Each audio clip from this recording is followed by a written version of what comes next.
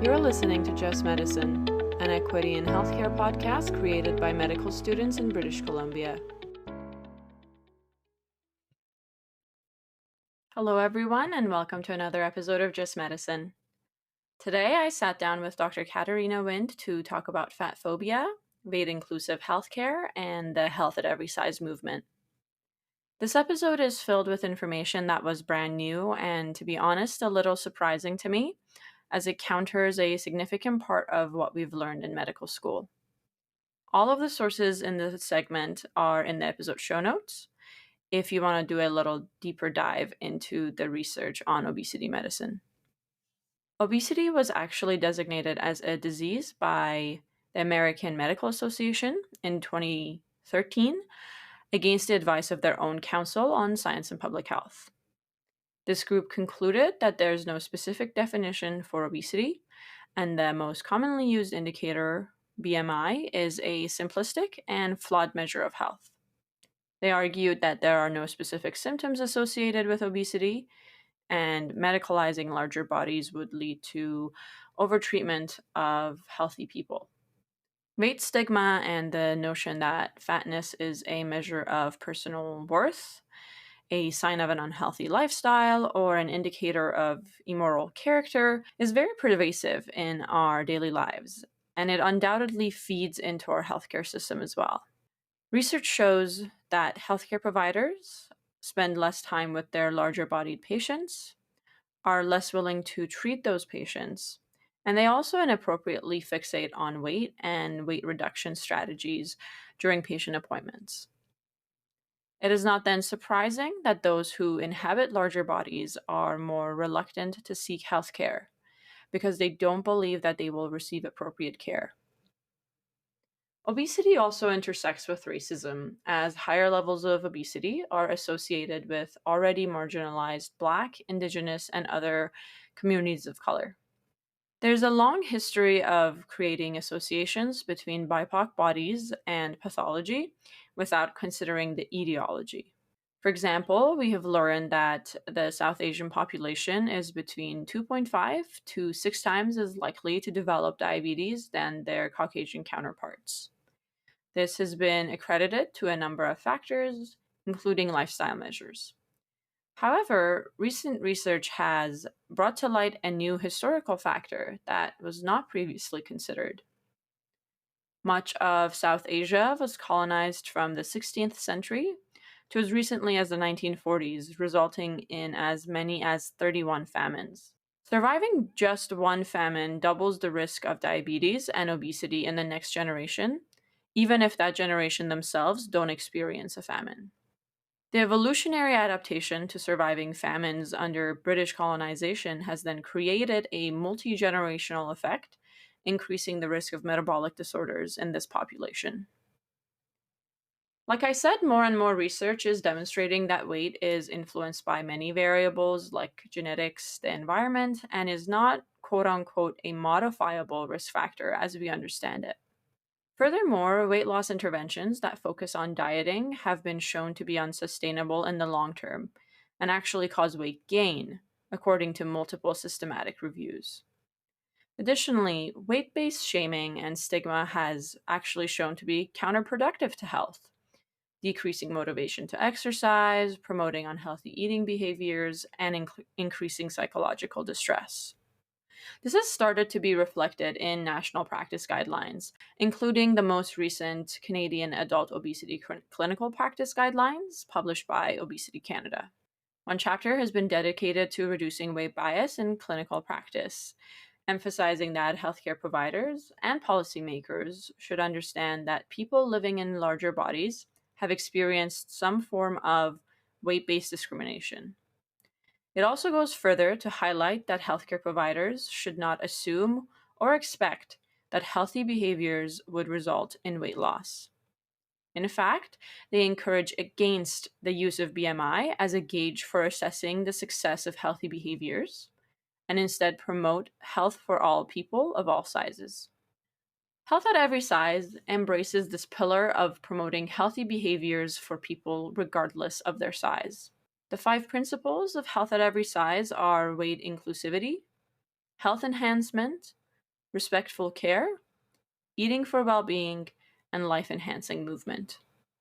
Health at every size denotes that health is separate from and should not be defined by weight alone. This approach has proven to be an effective method for producing improved physical health outcomes for fat people independent of weight loss.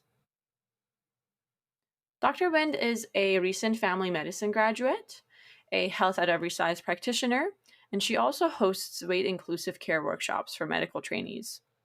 In this episode, we chatted about her personal journey through the health at every size movement, unlearning weight centric medicine, a little about the history of BMI, and how to approach patient interactions surrounding weight. I've also included Dr. Wind's original article that sparked this discussion between us in the episode show notes. Enjoy the episode!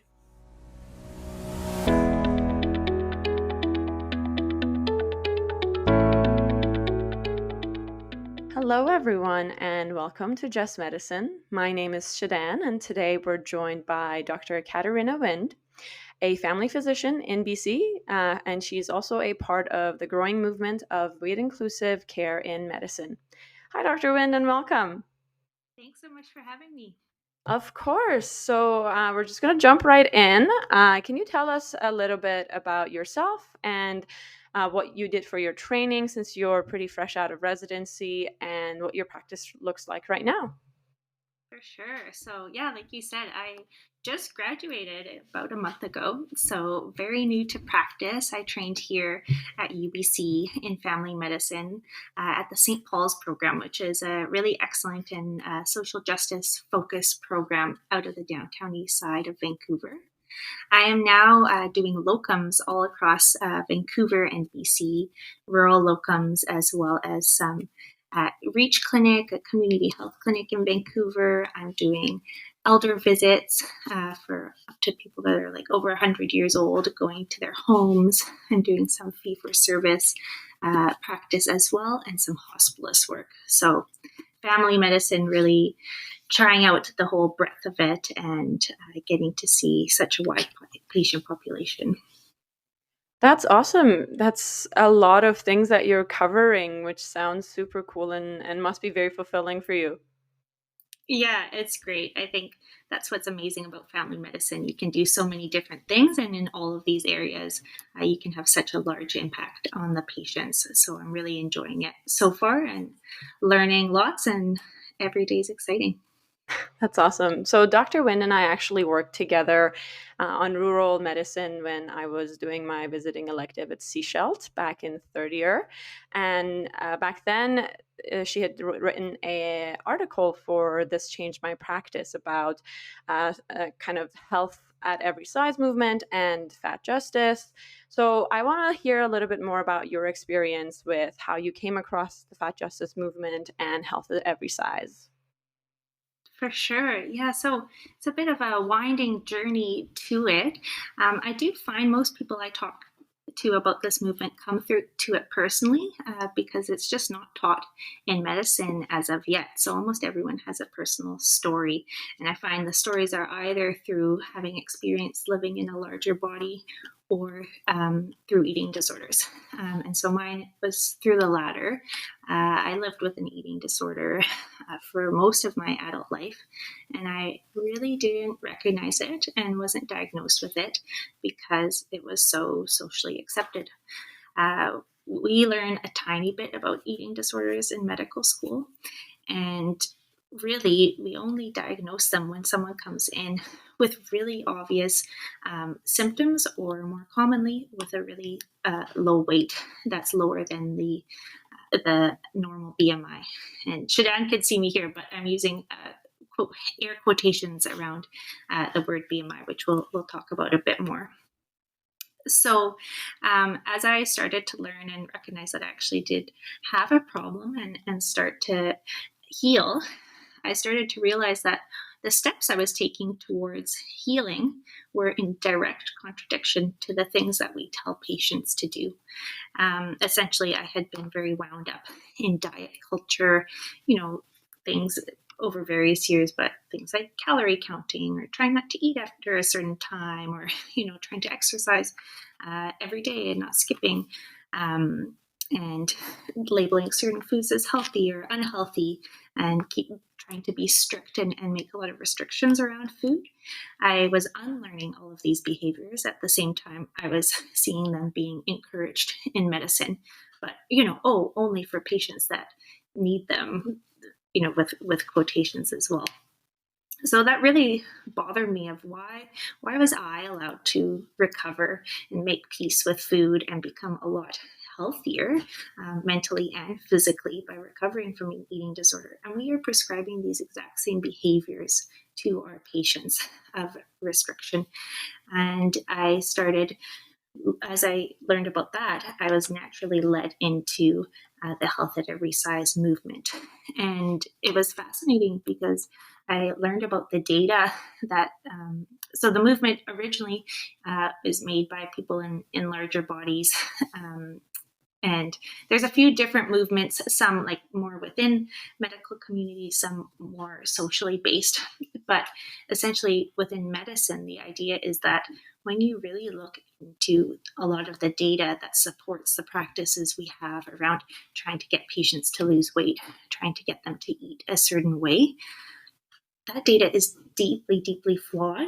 And what's really important is, we have data that shows people can lose weight, but we have data that shows that they cannot keep it off long term, and usually that asking people to lose weight long term will get them to gain it back and more, and cause a whole bunch of harms along the way. And then we also have some data that shows that actually people in quote unquote overweight bodies oftentimes live longer than those of normal BMIs, and a lot more than that. That's your teaser trailer. But essentially, I started learning all this data showing that a lot of the things that we are doing, telling patients to focus on weight and weight loss, are very harmful, and that there is another way to go about practicing that doesn't encourage eating disorders, that doesn't drive people away from offices, and that is evidence supported, actually has better outcomes long term for patients. So that was the beginning of my journey. And as I learned and taught myself, I wrote the article that Shadan was talking about. And then I've actually been lucky enough to connect with a number of practitioners, right now, quite a few in the United States, who were practicing weight inclusive care, and get to learn from them. Because in medicine, we have to learn by doing and seeing and talking. And I had no one here in BC that I knew of personally that could do that. Well, first of all, I want to say thank you for sharing your personal journey, and it must have been a pretty big source of, I guess, cognitive dissonance, learning something in medicine, but then experiencing something completely different on the patient side, Totally. in your personal life. Yeah. And I do really appreciate that you mentioned, health at every size also includes eating disorders. When we think of people who have eating disorders, they don't necessarily look unhealthy to us, but in terms of the image that we associate with health and the body size that we associate with health, they on the outside they might look healthy. But I really do appreciate that, mentioning that that people can have a lot of body image disorders and eating disorders going on, even if they look like what a healthy body looks like to us. And then the other thing that you mentioned was this quotations around BMI. So can you tell us a little bit about the origins of BMI and why it really wasn't meant to be used the way it is now? For sure. And maybe I'll just touch on what you said briefly first, of that actually the vast majority of eating disorders occur in people who aren't classically thought of as underweight. And we have such a stereotyped image of what an eating disorder looks like, and we are really missing a lot of people. And it's like also a racist issue too, because different people of different races, their body weights might more commonly land at a certain size, and we're just picturing it as the thin white woman having an eating disorder, and we're missing really a large amount of the population. And it's something you can diagnose and make a big difference for patients. And, I have so much gratitude that I've been able to have so much peace in myself from finding this movement that I want to, be able to share that. And it's people that have gone ahead and struggled that, have brought this movement and we're able to profit from it, which is so lucky. But yeah, back to your question about the BMI. So originally, most people go back to a man named, I'm going to pronounce it correctly, Adolf Quetelet, who was, I believe it's a Belgian mathematician, and he was the one that just made that calculation with the square root, and he was using that to sort of make a normal curve and to try to look at what are the characteristics of the average man.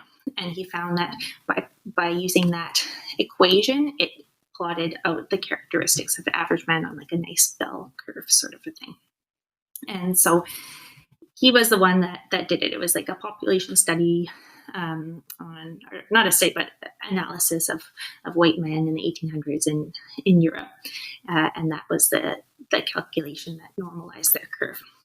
His work of classifying the average man and its characteristics was used in various things, but it is quoted that it was also used to justify eugenics. So I think it is important to know some of that data, even if, I know the physicians using it today have really good intentions oftentimes, but, it is important to know where things come from.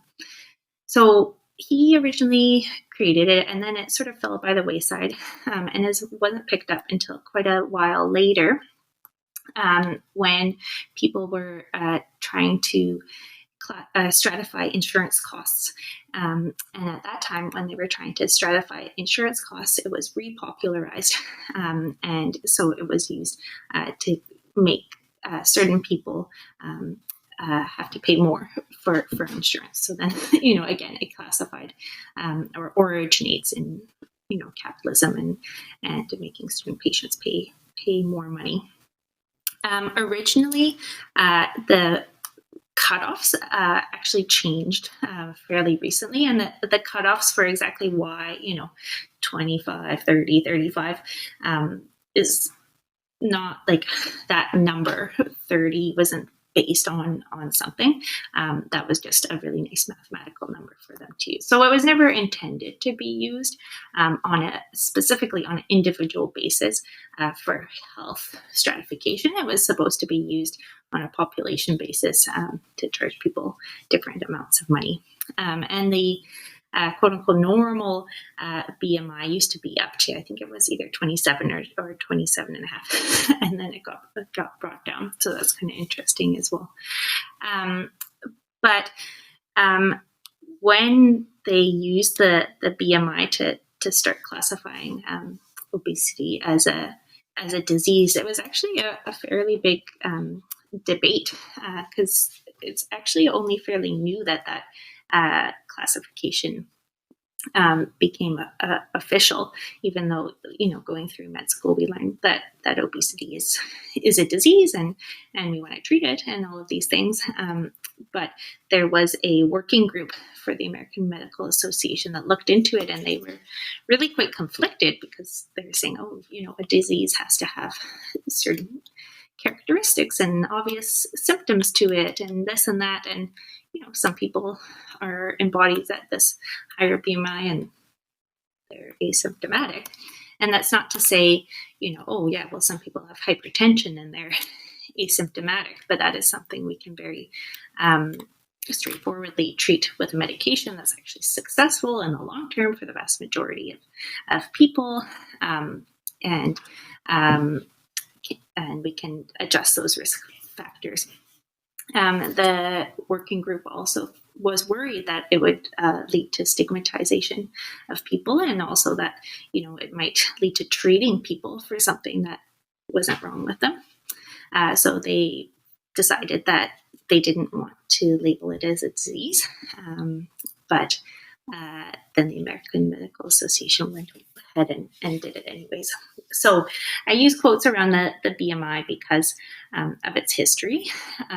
Because, now we have a lot of data that puts people in different risk categories, but it's arbitrary, and saying that this is someone's normal weight or saying that they're overweight is making assumption that we really think we know what our normal weight should be, and I'd argue that we actually don't, and that different bodies have different weights that they're meant to be, and that there are people who are in what we would classify as a diseased body of obesity that are perfectly healthy, and we have many people that are in a normal weight body that aren't healthy, and so it can't really tell you if someone is healthy or unhealthy, and everyone's body size we have to respect has its own set point. So that's why I use all of those terms with quotations. That's really great to hear the history of BMI, because I think we learn a lot of things in medicine that we just assume have just existed and came from evidence-based medicine, but from what we hear right now is that most of BMI was, one, for population data, and then two, kind of mandated by insurance companies to decide how much they can charge for providing insurance, which especially now kind of allowing insurance companies to make medical decisions for us. Maybe not as much in Canada, but in our neighbors down to the south in the US, where a lot of physicians have to kind of grapple with the constraints put around them by what different insurance companies cover. It's really eye-opening to hear that the kind of foundation of obesity medicine was kind of arbitrary, and the set points of what is normal weight and what is overweight was more of a mathematical division rather than a evidence-based stratification of actual health risks and health outcomes. You talked a little bit about kind of the worry of using this classification to label patients as normal weight or overweight and the stigma that brings. Can you share some patient experiences with us surrounding patients who've maybe told you they've been fat shamed for problems that aren't necessarily related to obesity, and any experiences of kind of that nature? Yeah, for sure. And, even though we don't have the insurance companies in Canada quite as much in our way, we do still have some BMI cutoffs here for certain surgeries, or, for example, for giving birth in a certain hospital, or for fertility treatments. So it is still used to deny patients care. And the people that are using the cutoffs will tell you it's for safety risks and whatnot. But it just always, if we didn't think that weight was really a modifiable risk factor, would we still be using it in the same way? And I think we really wouldn't be. And I think when you start seeing weight as a non-modifiable risk factor, even if you're like, oh, it's correlated with this or that, and you're like, okay, well, what if you truly can't change it without causing harm? It really shifts the focus of how you treat patients and make policy and do medicine. And I found that's a really valuable tool. But yeah, in terms of patients that I've seen, oh my gosh, so many. And I think what's really difficult is a lot of the patients, they drink the same water that we do. They hear the same messages from society. So a lot of them actually don't come to me saying, oh, I've been fat shamed or this or that. A lot of them come to me saying, yeah, I was told I need to lose this weight for this condition, and I really tried, but it's coming back. And so they're not, some are who are more on the health at every size lens, but a lot of patients are coming not with feelings that they know they've been shamed, but they think they deserve it, and that's really hard. And they think that they're trying to do the right thing, they're trying to restrict, they're trying to lose weight, and just oftentimes that's not actually helpful. So I've had lots of patients where I've said, okay, well, why don't we try to focus on something else that might actually work long term, or try to focus on adding things to your diet rather than subtracting.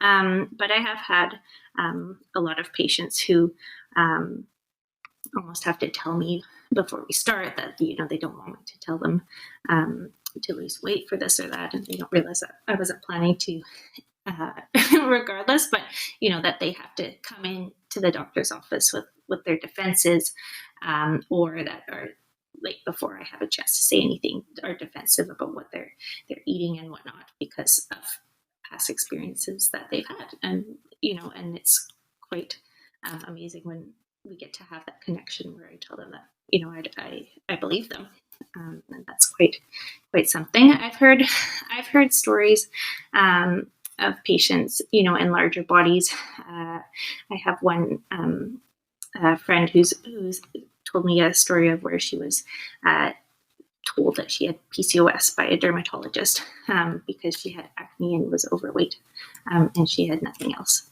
that had anything to do with PCOS, and so that diagnosis was just put on her with the assumption that she was in a larger body. Oh, she must have irregular periods, and she did not. And she must have, the other features, and she did not. So many different examples. I've also had patients come in. I remember I had one patient come in that had been on a magazine as a success story for weight loss.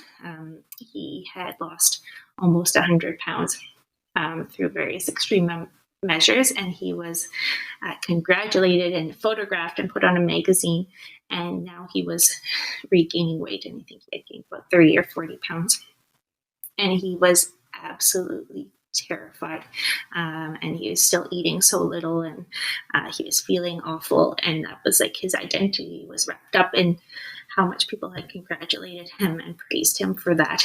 And hearing what he ate now, which was definitely an eating disorder, to be maintaining that weight, and hearing how what the external world had put on him as a validation for all of these unhealthy behaviors that he was engaging in, was just super heartbreaking. And I could not undo that in one visit, but hopefully I planted a seed that was slightly different from some other people.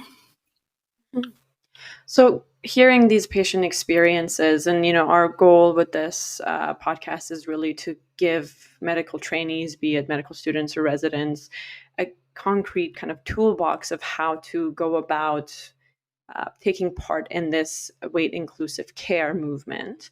How do you apply the health at every size approach to a patient encounter? For sure.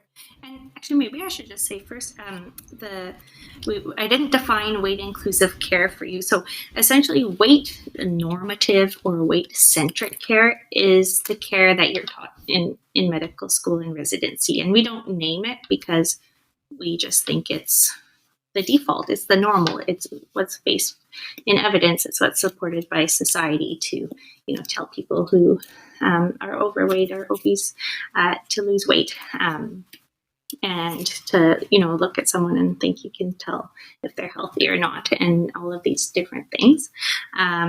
So that's weight-centric care. And so the alternative is what we're doing here, which is sometimes called weight-neutral care, meaning, we actually don't put too much stock into weight. We look at other things as more important. We're neutral about weight.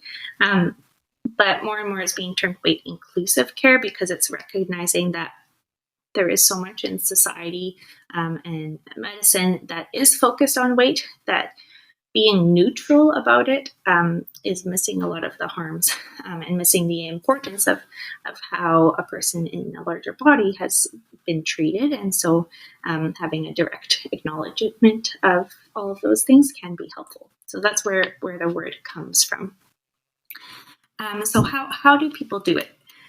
So what's really interesting as I've gone along this journey and the conversations I've had, I'm over a year or so into learning about this, so I'm still quite new, and I've been talking with people of there was a lot to learn, and people come to me to ask questions because they have a lot of questions, and yet when I'm practicing it, it's very easy. And what's really interesting is 95+% of what you have to do to be a weight inclusive provider is unlearn.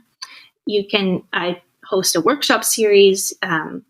You can read and read all day, and what you are doing is unlearning all of the things that you learn in med school, and the different assumptions that we don't even realize we have. Like, there are just so many assumptions that it takes a lot of time to unpack that. And then once you've done some of that unpacking, really what you do at the end of the day is like not put people in a calorie restricted or food restricted diet, not encourage weight loss, and treat the conditions in other ways. If you're making nutrition recommendations, making them flexible, making them additive. If you're focusing on lifestyle, making it patient directed, focusing on, sometimes it could be diet and exercise in those ways that are, flexible and enjoyable and additive and non-punitive. But then also sometimes it can be sleep or stress or social connection, and recognizing that's important part, and then recognizing even more that most of health is actually out of people's hands. So what you do in the end after you do all of this unlearning is very simple, which is nice for people that are coming to this movement to know that they can be making actions right away, that even before they feel like they know everything. The tricky part comes then when you start to have the questions, and questions from other specialists or questions from patients, and the learning is about how to answer all of those questions. But what to do is really just treat a disease, if there's a disease, in an evidence-based manner, with evidence that lasts longer than a couple years at maximum, and doesn't harm patients. Say someone has diabetes. You can treat them by stabilizing their intake so they're not, restricting and binging. That's harmful. If they need to be on medications, optimizing their medications. If you're making nutrition recommendations, sometimes people could add a protein or a fat to a carbohydrate that would stabilize out blood sugars a little bit more. And all of the other things that you would do to someone who was in a body that you didn't think needed to lose weight. So it's not rocket science at the end of the day, but it does take a long time to feel confident being there and to feel confident in answering questions. But you can start before you know all the answers and make a positive difference before you have all the answers, which is really cool. That's great. That's really good. And I really like the emphasis on kind of unlearning the things that we have learned maybe actively and passively throughout medical school, and then it just becomes really easy. I do have a question about kind of a little bit more niche topic. Two questions there. One is, what if a patient comes to you specifically with the question of what can I do to lose weight? That's kind of the more general question. And then more recently on TikTok, especially on American TikTok, there has been kind of resurgence of, it's just it because because this drug Ozempic is now FDA approved for weight loss. I don't believe it's FDA approved for Canada yet, Health Canada yet. So especially in actually the younger population, Ozempic has become very popular for weight loss. I should say that Ozempic is the brand name of semaglutide, which is a medication originally approved for diabetes. It is a GLP-1 agonist. But now, kind of when they were going through the trials, they also noticed some pretty significant weight loss with Ozempic. So now it's become very popularized as a weight loss medication. We'd seen the popularization of different weight loss drugs back in the 90s. This kind of died down, and now it's regaining popularity. So how do you deal with that? Yeah, so okay, well, why don't I answer your first question then? So a patient who wants weight loss. And this is a question that we always go over in the workshops, and that always gets asked because that's really common. And and there's zero shame there. So the first thing that I do if a patient says, hey, I want to lose weight, can you help me, is validate. Because of course they want to, well, not of course, but it's not unsurprising that in this society, with the way of what the society values, and we know that there is so much discrimination and so much bias against people in larger bodies, that it's reasonable for someone to take all of that and internalize that and want to lose weight.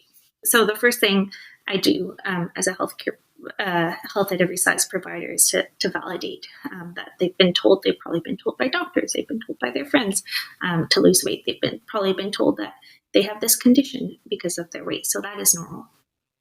And then I explain that based on the evidence that I have read and I've started learning, weight isn't actually the big bad factor that we've thought it is. And that when you start diving into the data, a lot of what we assume is actually wrong. And then I sort of go into if they want it for cosmetic or health purposes. And a lot of patients do actually want it for health purposes. They say, oh, I think I'm okay. I'm not as bothered by my size, but I'm really, really worried about my knee arthritis. I'm really, really worried about my diabetes. Whereas other patients do sort of say that maybe it's cosmetic, but they also think that it's for health as well. So, it doesn't feel quote unquote cosmetic because they think, just generally it's a good thing. And so if it is a patient that is desiring it for health reasons, then I'll sort of go into like whatever that particular thing that they're aiming for is and debunk some of the data there. Say for diabetes, yeah, we know that losing weight in the short term helps diabetes. That is not disputed. I am not disputing that. What I'm disputing is that the weight will come back and the diabetes will get worse, and we will cause risk and harm along the way. And so, we don't do things in medicine that are helpful in the short term but harmful in the long term, typically. Like, for example, are you prescribing all of your patients benzos for their anxiety? No, but benzos help anxiety. It's that same sort of thing, right? But weight, we have so much wrapped up in this weight, and we all have something personal wrapped up in it, and we all have, these big pharma companies like Ozempic who have been around the whole time as obesity was created to be a disease, and then they made medications to treat it. There's a lot of people profiting off of these, and there's messages that we don't even see because they're everywhere. But when you start to realize that, like, you can focus on health without focusing on weight, it changes things a little bit. So, for example, if a patient wanting to come in to help with their diabetes, for weight loss, well, I'll help them with their diabetes. It's not always so straightforward because patients have heard the same messages. So sometimes I'll say my things and they just won't be able to hear it. And that's totally fine. Like, I have no judgment for that. I don't think my one little 15-minute visit is going to change anything. And I just let them know that I'm here for them. I don't know of a safe and long-term way of losing weight. I don't have one that doesn't have a large amount of side effects. But, I'll support them, and then maybe I'll try to harm reduce them. I'll also make sure they don't have an eating disorder, which in these patients is really, really common. So someone wanting to lose weight, that's one of the first things I'll screen for as well.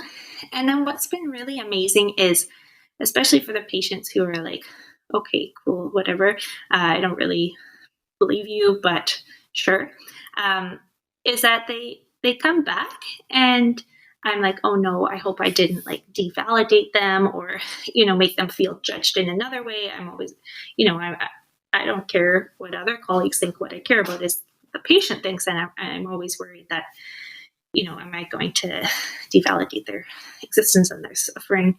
But people come back and they say, I don't really know if I agree with you, but that was interesting. And it actually made me change how I think about this little thing or that little thing. And so far, I've had really positive experiences from patients coming back and having, I don't expect to flip their world upside down in one visit, but that they've come back with helpful ideas, and we've been able to work on health in a way that's long term and sustainable, and that it's strengthened the patient doctor relationship, and that's made them feel good about themselves. And those things are all really important to me as a physician and as a person. So uh, it's almost always a positive experience in the end. Okay, so my question now is around lifestyle management. So in medicine, for many conditions, we kind of learn about first we try lifestyle management, and it's a lot of times weight based, be it for diabetes, hypertension, dyslipidemia, a lot of that kind of metabolic syndrome picture. So for someone who is a health at every size practitioner, how do you counsel around diet and exercise without emphasizing weight? Yeah. So, okay. So let's say, for example, a patient comes in and they're a new diagnosis of diabetes, and we say, okay, are we going to do diet controlled or medication controlled or whatever? I think my first question for you would be, would you prescribe this intervention to a patient in a smaller body? So if you have a patient that was a quote unquote normal BMI, would you tell them to eat the same way that you're about to tell someone in a larger body to eat? Um, and are you asking them what they're eating, or are you just making an assumption on what they're eating and how they're moving based on their body size? So, if you have a patient and you go through and it sounds like they're actually eating a well balanced diet and they don't have too many like psychological issues with food, like they're overly restricting or whatever, then, is there actually that much to change? And if you feel that way about like a normal sized patient in a normal size quote body, you might need to think the same of a patient in a larger body, because they might actually be eating sort of as well as they can.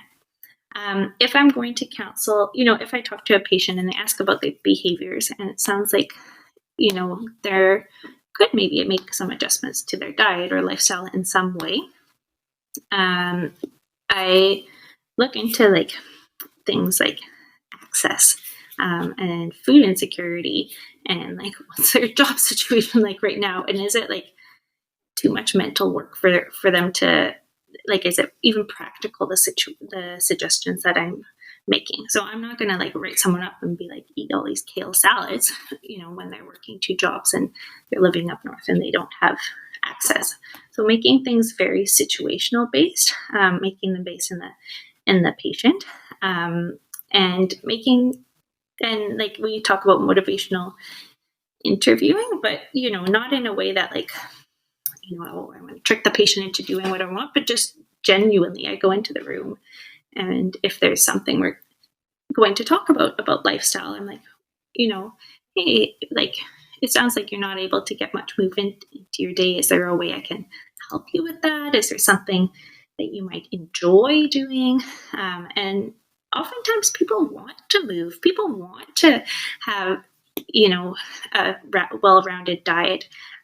But there's some barriers, and I can sometimes help with that.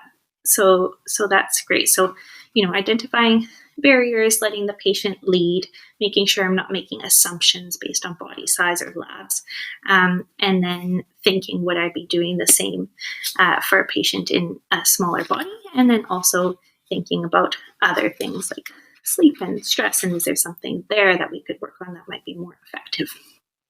And then outside of that, if someone sounds like, oh wow, it looks like their body is a bit bigger, and it sounds like they move on a regular basis, they have a well-rounded diet, and we've just diagnosed them with diabetes, then I'll say, I don't think there's much we can change here, and then we start on a medication, and that's fine. I think it's so important that you bring up the idea of like accessibility, whether that's food insecurity or access to have the time to make wholesome, nutritious food, have the time to move your body. If you are, like, as you said, you're working 2 jobs and living paycheck to paycheck, you might not have a gym to go to. So I think it's really important to be aware for us as future physicians that our patients exist in this kind of complex life, and we only really see snapshots of it, and not everyone has the opportunity to be the perfect kind of CBL case or case-based learning patient where they go away with all the things you've prescribed and come back with the improvement that is done in a textbook world. And I want to ask you, since now that your practice has been largely focused on kind of building healthy habits rather than BMI and weight, how do you think your practice has changed and how your mindset has changed and how your patients interact with you differently? Yeah, I mean, I would say it's all been good. I have, like, I'm able to be validating and empathize with patients, and I really don't think, I never know for sure, but I don't think patients are walking out of my office feeling shamed or feeling like they're prescribed something that's really impractical for them. I'm a locum. I'm a new grad, so I don't have the benefit of very longitudinal follow-up, although I have had some longitudinal follow-up through a 2-year clinic in my residency. And I would say, the patients that I have, we are managing comorbidities that they have, if they have them, very well. And, I don't have patients that I feel like I have kickstarted eating disorders for them, and I've actually caught quite a few eating disorders. For example, patients coming in with like chronic GI complaints that nobody else has been able to diagnose, and then you ask them about their relationship with food, and it's a disaster. And that's kind of fun. So I've been able to make a few diagnoses that other people weren't, with like things like IBS, often also things like fatigue. So that's also cool. I really haven't so far seen, a downside. I think one of the tricky areas is when you have patients that are in very, very large bodies and are desiring weight loss, and might be having some sort of like mobility issue that does seem directly related to weight, and talking with some of them. But even same thing, like I go over the data with them, and if somebody is still a patient at a weight loss clinic, I don't stop seeing them. I harm reduce with them as best I can. So I would say it's been really positive. It's given me more time to talk about issues that are important to patients. It's more fun because I believe my patients when they tell me what they're eating and what they're able to do and whatnot, and they come back and are happy to see me. And then when they're happy to see me, they tell me more information that's really important. So it's been a really good experience so far. I'm new in this, but I anticipate that it's going to continue to be a good way to practice for myself and my patients. Yeah, and I'm so glad to hear that there are these workshops that you've been hosting along with other medical students for the future generation to really start adapting the principles of weight inclusive care, so that in the future, when you're working with your colleagues, that there is this kind of understanding of being weight inclusive and not focusing so much on weight, which, like you said, allows us to open up some time to talk about different things that builds better rapport, and patients don't leave with the sense of guilt or shame for whatever their body size might be. I want to close our conversation with any pearls that you'd want to share with our medical trainees, for any takeaways that you think are important for their practice from now on. Ooh, so many.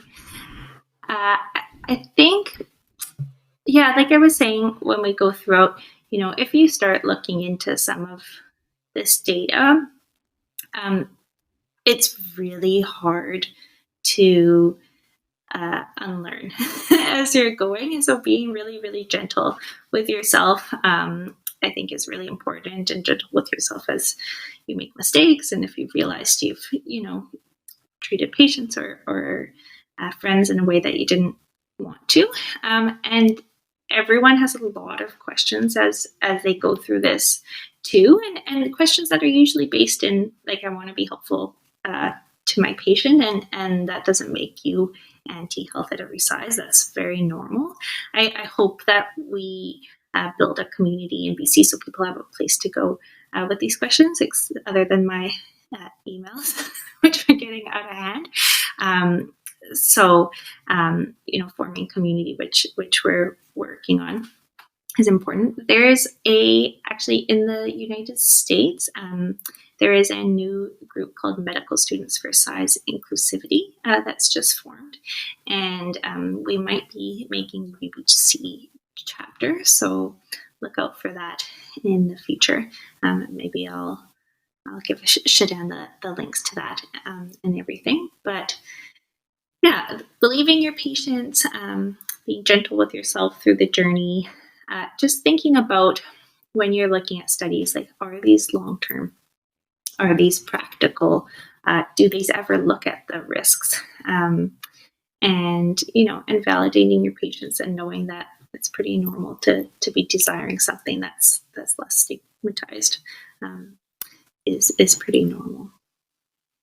Thank you so much, and so cool to hear about the new group. We'll definitely put that on our socials once the group, the UBC chapter, is set up. I want to thank you again for coming and taking us through a really important talk about just weight stigma and how we can be more inclusive for our patients who are in a larger body. So thank you very much. You're welcome. My pleasure. Thanks for tuning in to Just Medicine.